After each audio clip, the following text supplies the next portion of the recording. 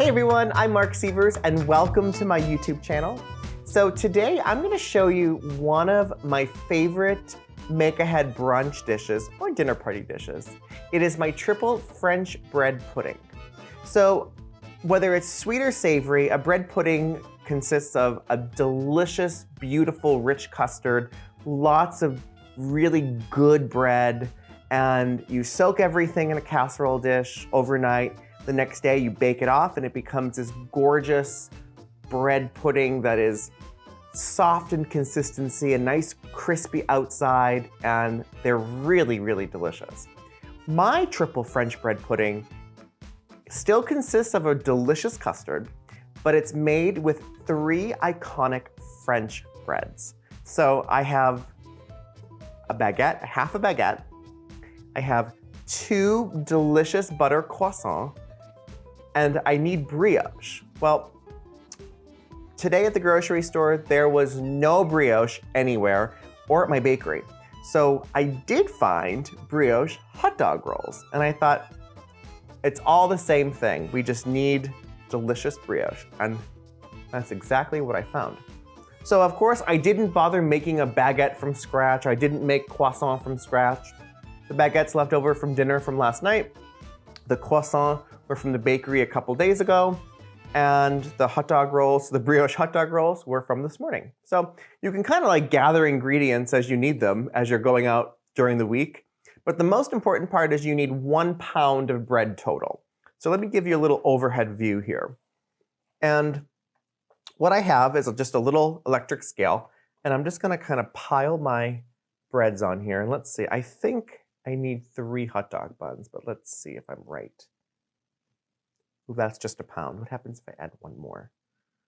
1 pound, 2 ounces. I think the 2 ounces will be fine. So this bread is nice and tender and pretty fresh, but in order for the custard to really be absorbed into that bread, we want to kind of dry it out. So what I'm going to do is take the brioche and I'm just going to cut it into like 1-inch pieces, just like that. And I'm going to put it on a sheet pan. And I'm going to do this with the remaining brioche hot dog rolls, the baguette, and the croissant.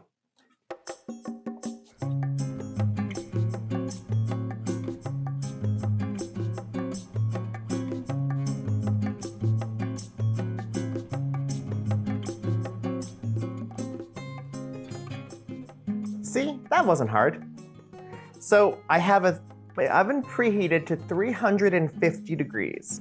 And I'm going to put this entire sheet pan into the oven for 10 to 15 minutes until the bread is nice and toasted and the edges start to get nice and crisp. And that's going to be the first step of my triple French bread pudding.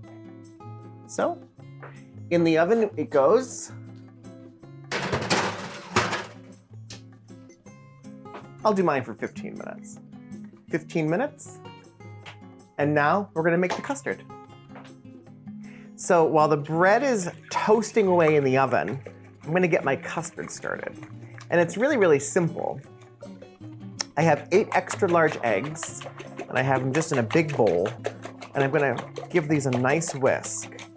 And the easiest way to tell if your eggs are beaten enough is if you run your whisk or your whatever you're using, even just a regular dinner fork, up through the center.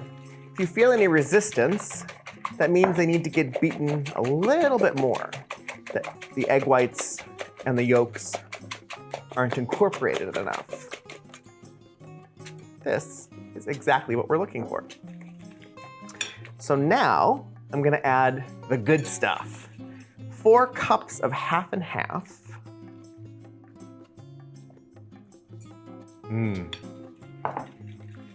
That's gonna make it taste good. And then a stick of melted and cooled butter, unsalted. It's 8 tablespoons, put that right in.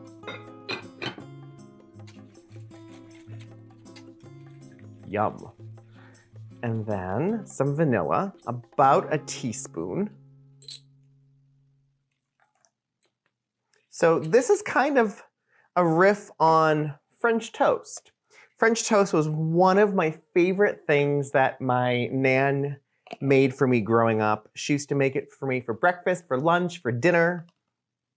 And it's just something that I really always remember her, that she made really, really well.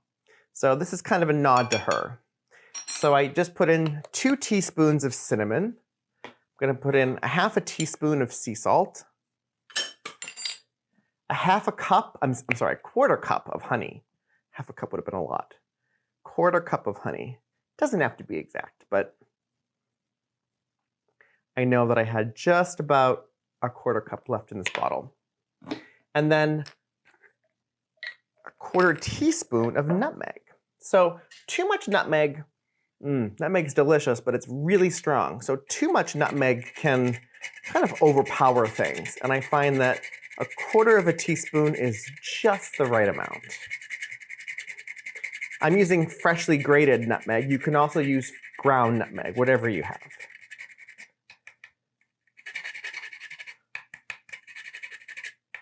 Perfect. Nutmeg smells so good. I'm going to give this a nice whisk, get this nice and mixed up. And to make this triple French bread pudding even more delicious, I'm going to put in to the center of it, once we start layering this, really delicious rum-soaked raisins. So what I've done here, you can smell them. So I've taken a cup of golden raisins and about a quarter cup or a half a cup of nice, good, dark rum. And I've combined it in a bowl and I've put it into the microwave for about 90 seconds until you get the most juicy, plump, and boozy rum raisins. If you don't like raisins or rum, you can certainly leave this out, but it makes it really delicious. And then I just have my baking dish. So this is just a normal baking dish, about 9 by 13, doesn't have to be, can be square, it can be oval, it can be a rectangle, but about that size, and about 2 inches or so deep.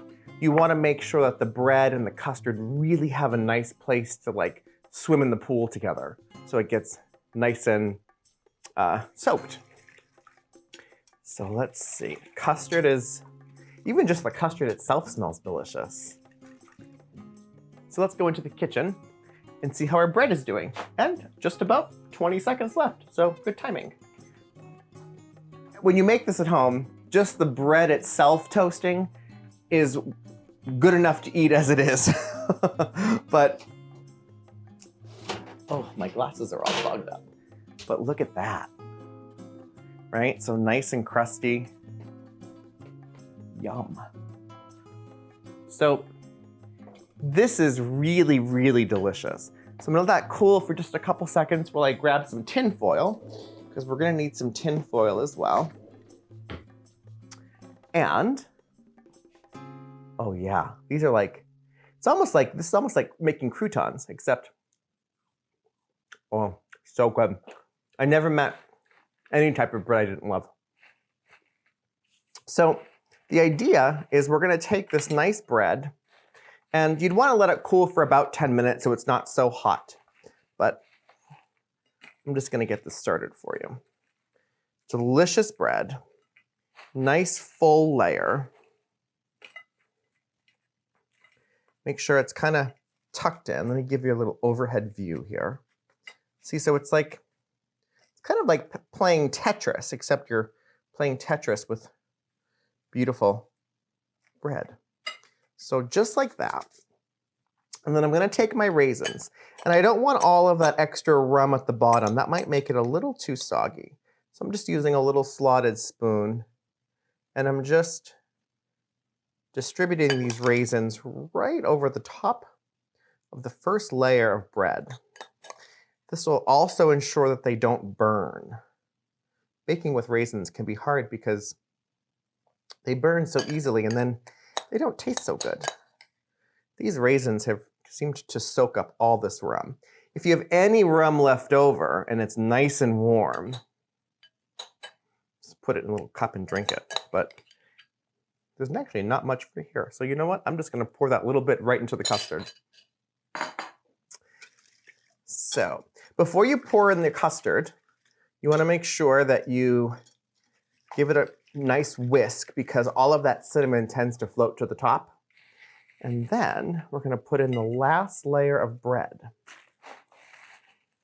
So we have one layer of bread, beautiful rum-soaked raisins, another layer of this gorgeous bread, and then we'll pour over this gorgeous custard.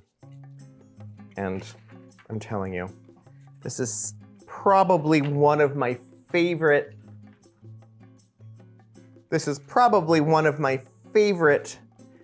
make-ahead brunch recipes ever. But we also make it for dinner quite often because it is so elegant and it's lovely with a glass of champagne and even a little cheese board afterwards. So, all right, here we go. So let's see if I can pour the custard into the baking dish without getting it all over my counter. So you want to do it fairly slowly because you want to give the bread a chance to soak it in.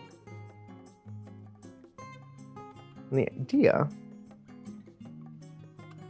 is going to fill right to the top. So if you baked it right now, it wouldn't be absorbed. The bread wouldn't be able to absorb all of this gorgeous liquid, and the texture would just be so terrible.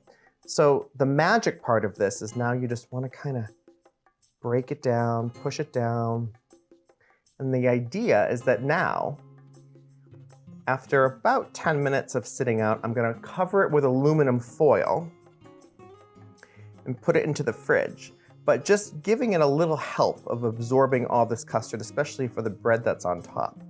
See if you can see it overhead that I'm not slamming my hands into it. I'm pushing very, very gently. And I just want to make sure that all of this bread is kissed by the custard. It's a pretty fabulous pool. Look at that. Isn't this gorgeous? So I know it doesn't look like much yet, but trust me, tomorrow morning when I bake this, and I'm going to show you, it's going to be delicious. Okay. See how quickly that custard on the top was absorbed? So that's exactly what we're looking for. So now, little aluminum foil.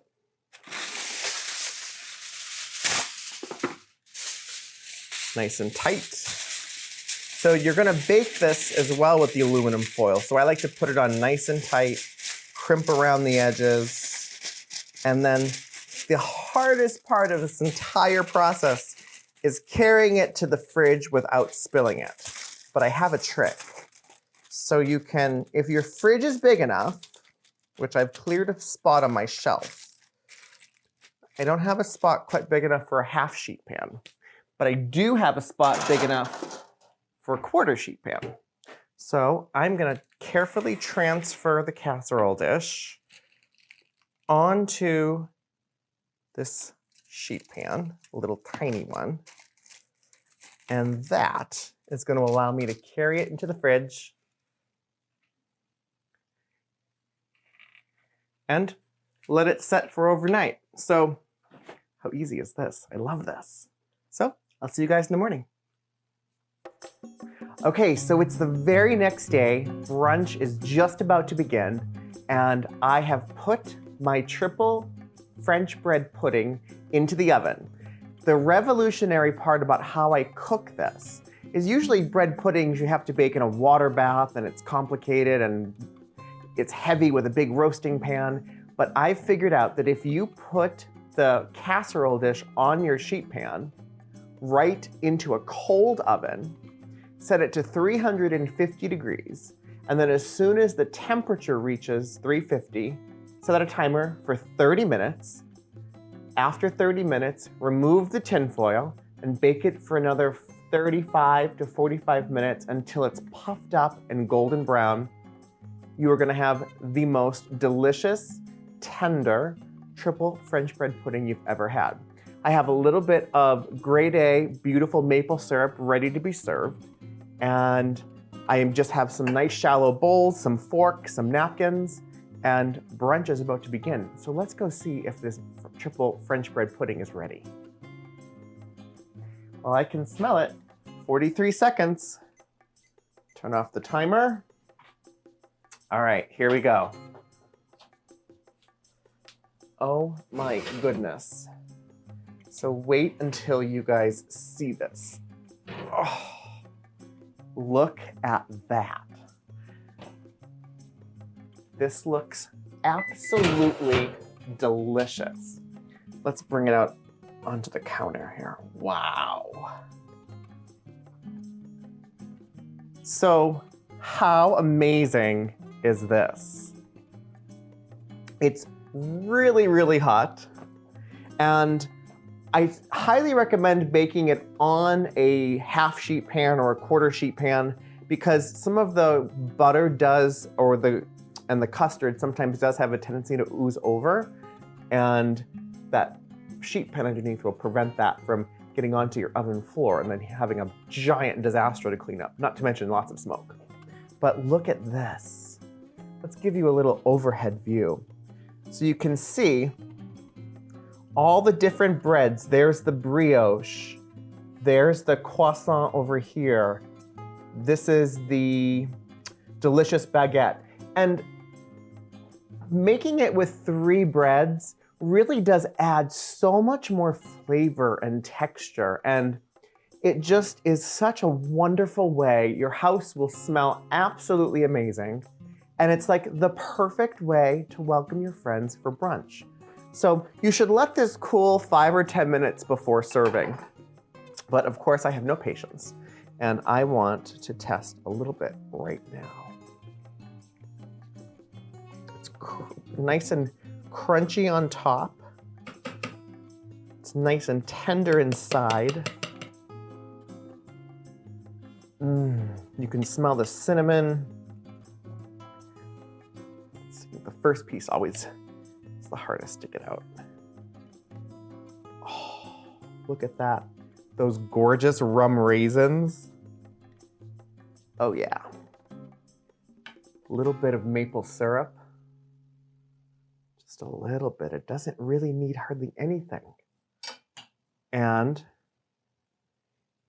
oh, I would say that is absolutely delicious. Let's take a little bite.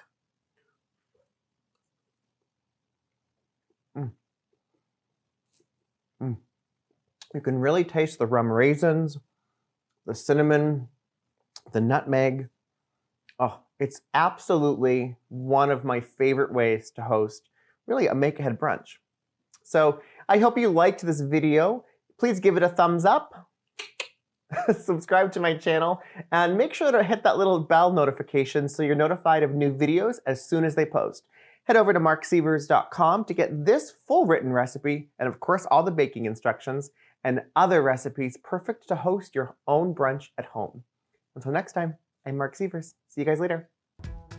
I definitely should have waited until guests arrive, but they know that they're coming over and I'm filming this, so I don't think that they'll miss a little piece.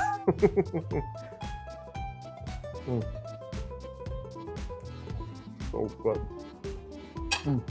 Bye.